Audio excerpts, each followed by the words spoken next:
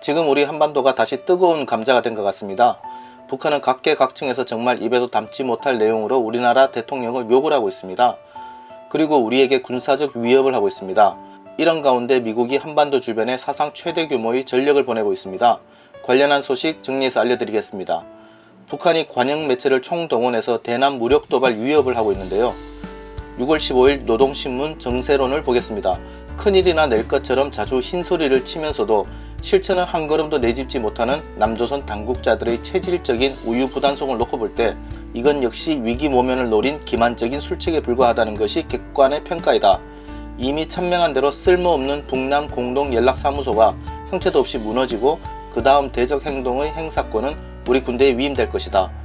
무적의 혁명 강구는 격앙될 대로 격앙된 우리 인민의 원한을 풀어줄 단호한 행동을 개시할 것이며 거세 찬 분노를 반영하여 세운 보복 계획들은 우리 국론으로 확고히 굳어졌다. 우리는 배신자들과 쓰레기들을 징벌하기 위해 연속적인 보복 행동에 들어갈 것을 결심하였다. 라고 노동신문 정세론 해설에서 밝혔습니다. 노동신문은 북한에서 모든 북한 국민이 보는 신문인데요. 노동신문에 이런 기사를 올렸다는 것은 북한의 국가 전략이 이렇게 되었다라고 북한의 국민들에게 통보를 하는 것입니다. 이 신문은 북한 전역 어디서든 다 볼 수 있도록 공개된 것이기 때문에 북한 국민들은 다 알 수 있는 내용입니다. 자, 그러면은 대한민국과 싸우겠다라는 것을 국민들에게 알린 것인데요. 여러분 주말에 들려온 뉴스 보셨나요? 우리나라 대통령을 북한의 평양 옥류관 식당 주방장이 평양에 와서 이름난 옥류관 국수를 처먹을 때는 이라고 하면서 욕설에 가까운 비난을 하였다고 합니다. 아니 어떻게 이런 말을 할 수가 있습니까? 그리고 제철소의 노동자를 동원해서는 용광로에 우리 대통령을 집어넣어 버리겠다.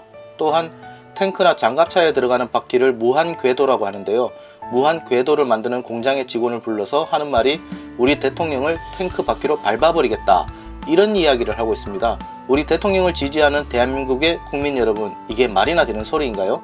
그런데 왜 우리는 북한에 대해서 잠자코 있나요? 우리 대통령을 향해 국수를 처먹는다고 하고 용광로에 집어넣고 탱크로 밟아버리겠다는데 이런 상황에서 우리 대통령의 최측근 인사들은 이런 말을 하고 있다고 합니다. 북한 진짜 무력 도발할 것이다. 더 납작 기어야 한다. 이렇게 이야기를 합니다. 6월 15일에 알려진 내용인데요. 6월 15일은 김대중 전 대통령과 북한 김정일의 6.15 공동선언 20주년인데요. 6.15 공동선언 20주년 행사장에서 문정인 통일외교안보특보와 민주평통 수석 부의장인 정세현 씨가 이런 말을 합니다. 북한은 실존적인 위협을 느끼고 있다. 판을 바꾸기 위해 전면적으로 돌파해 나가려는 것.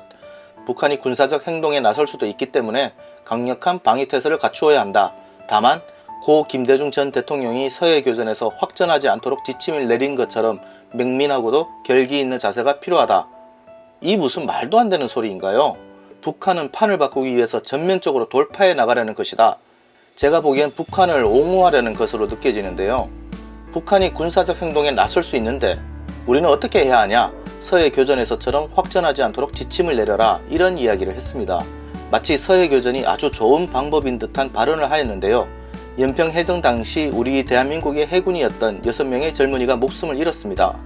그 당시 교전수칙이 북한이 먼저 쏠 때까지 기다릴 수밖에 없는 고 김대중 대통령의 확전 방지책 때문에 우리 젊은이들이 북한의 선제 공격을 받고 그렇게 죽어갔습니다. 그것을 지금 또 하자고 이야기하는 문정인 대통령 통일외교안보특보, 이건 뭐 우리나라의 통일외교안보특보인지 북한 김여정의 외교안보특보인지 알 수가 없습니다. 또 민주평통 수석 부의장인 정세현 전 통일부 장관의 발언도 문제가 있어 보이는데요. 통일을 위해서 만들어진 기관이 헌법기관인 민주평통인데요. 정부 여당이 대북전단 살포금지법을 가장 먼저 서둘러서 만들어야 한다. 정말 어이가 없습니다. 그리고 송영길 의원은 이런 말을 하였습니다. 조지 플로이드가 숨을 쉴 수 없다라고 했다. 목이 막혀 죽겠다는 것이 지금 북한 상황이다. 대북 제재를 완화해야 한다 라고 하였습니다. 이 말은 북한이 목이 막혀 죽을 수도 있으니까 북한을 놔줘라 라는 뜻인데요. 만약 북한이 죽어버리면은 전 세계가 미국 폭동처럼 시위와 약탈이 벌어진답니까? 그게 겁이 나니까 북한을 놔주라고 하는 겁니까? 이 사람이 제정신인 국회의원인가요? 이런 와중에 미국은 이렇게 이야기합니다. 미국은 항상 남북관계 진전을 지지해왔지만 북한의 최근 행동과 담화들에 실망했다. 우리는 북한이 도발을 피하고 외교와 협력으로 돌아올 것을 촉구한다. 우리는 대북 정책에 대해 동맹인 한국과 계속 협력하고 있으며 미국의 한국 방어 의지는 철통 같다. 우리는 굳건한 연합방위 태세 유지에 계속 전념하고 있다 라고 6월 14일 미국 국무부 대변인이 이야기를 하였습니다. 아주 원론적인 이야기인데요. 하지만 공식 발표와는 다르게 지금 미국이 차근차근 준비하고 있는 것을 알려드리겠습니다. 저는 미국이 북한의 장거리 미사일 도발 징후를 감지했다고 생각합니다. 미국의 탄도탄 추적함이 일본 사세보에 들어갔다가 지난 12일 출항을 했다고 합니다. 그럼 이 배가 현재 어디에 있나?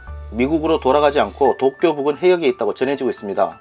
북한이 그동안 ICBM이나 SLBM을 쏘면 고각 발사를 해서 주로 동해 내에 떨어지도록 하였는데 이번에는 일본 열도를 지나가게끔 만드는, 즉 이 탄도미사일을 가지고 실전에 가까운 연습을 할 것이다 라고 판단을 하여 탐지 및 추적을 하기 위해서 미국의 탄도탄 추적함을 도쿄 앞으로 보냈다. 일본은 이미 탄도미사일 전장지휘 통제체계 C2BMC 지휘소를 다 구축을 해놓았는데요. 그리고 패트리어트 미사일 4개 포대도 구축이 되어 있습니다. 이런 전략 자산들을 가지고 미국의 탄도탄 추적함이 북한의 미사일을 탐지하고 지휘하며 일본의 도쿄 방위를 위해서 탄도탄 추적함 하워드 로렌젠호를 지금 도쿄 앞바다에 배치한 것 같습니다.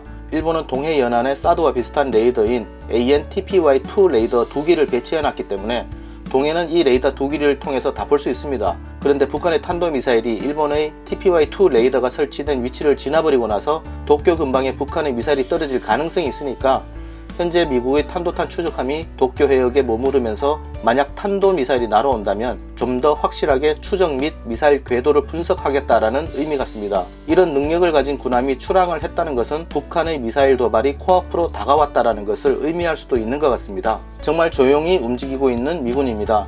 전자전기가 대규모로 일본에 전개를 했습니다. 바로 13일인데요.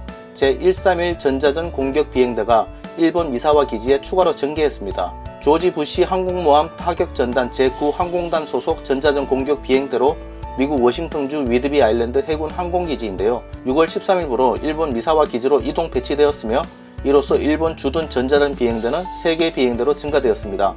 VAQ-209대대, 131대대, 141대대 이렇게 있는데요. 여기서 VAQ-141대대는 로널드 레이건 항모 소속입니다. 지금까지 현재 로널드 레이건호가 일본에 있기 때문에 일본에 있는 전자전 공격 비행대는 141대대밖에 없었습니다. 그런데 추가로 2개의 비행대가 증파된 것이죠. 추가된 비행대 중에 209대대는 예비군 대대입니다. 그런데 이 예비군 대대가 지난 3월 일본 미사와 기지에 전개해서 왔습니다. 그리고 6월 13일에 조지 부시 항모에 소속되어 있는 131대대가 추가로 또 왔습니다. 이 말은 일본의 현재 전자전 비행대가 로널드 레이건호 소속 비행대대 외에 2개 대대가 더 있다. 그러므로 대규모의 장거리 공습 작전도 가능하다입니다. 조지 부시 항모에 소속된 131 전자전 대대가 왔다는 것은 의미가 있어 보입니다. 현재 조지 부시 항모는 수리 중에 있기 때문에 일본으로 출항을 할 수가 없습니다. 이렇게 보면 조지 부시 항모의 F-18 슈퍼호넷 전투비행 대대도 올 수 있는 것인데요. 항모에 탑재되지 않고 일본의 지상에 있는 해공군 기지를 활용해서 작전을 할 수도 있는 것입니다. 미국 루이지애나주의 박스데일 공군기지 주둔 제20 폭격 비행대 소속 B-52H 폭격기 일부가 폭격기 TF 임무의 일환으로 알래스카 에일슨 공군기지에 전진 배치되었습니다. 제20 폭격 비행대는 핵폭격을 하는 비행대는 아닙니다. 일반적인 통상적인 공격을 하는 비행대인데요.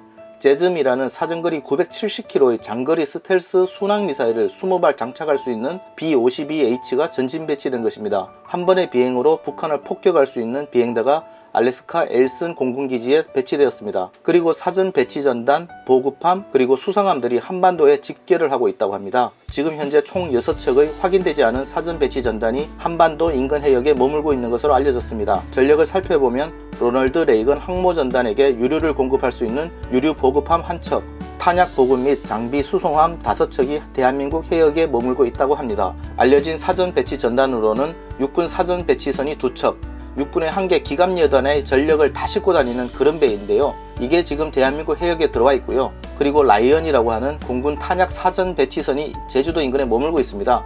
그리고 앨런 셰퍼드 보급함, 해상에서 로널드 레이건 항모전단에게 탄약을 보급하는 임무로 알려졌습니다. 그리고 공군 탄약 사전 배치선이 2대가 들어와 있습니다. 만약 북한이 무력 도발을 시도할 경우 최악의 상황에 대비하여 미국이 대규모의 전력을 한국에 급파해 놓고 조용히 대기하고 있는 것입니다. 또한 미국 원정군의 상징인 항공모함이 추가로 대한민국 주변으로 모인다는 소식도 들어왔습니다. 이렇게만 보면 미국이 큰 준비를 하는 것 같은데요.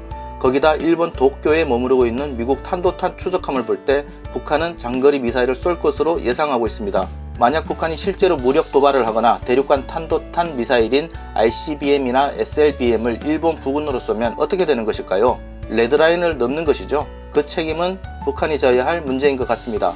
그리고 문정인 대통령 통일외교안보특보, 정세현 민주평통 수석 부의장, 이런 사람들의 이야기를 들어보면 북한이 지금 우리에게 군사적인, 즉 물리적인 도발을 우리에게 할 수 있습니다. 만약 그렇게 된다면 굉장히 엄중하고 큰 상황이 우리 눈앞에 올 수 있고 어떻게 확산될지 계속 지켜보도록 하겠습니다. 감사합니다.